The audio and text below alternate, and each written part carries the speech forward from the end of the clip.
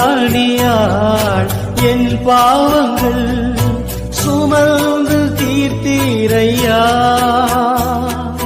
மூன்றாம் நாளில் எனக்காகவே உயிரோடு எழுந்தீரையா.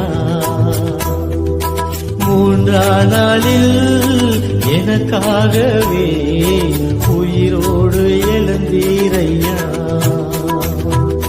நான் பாவிதான், ஆனாலும் நீ ரத்தம் சிந்தினி.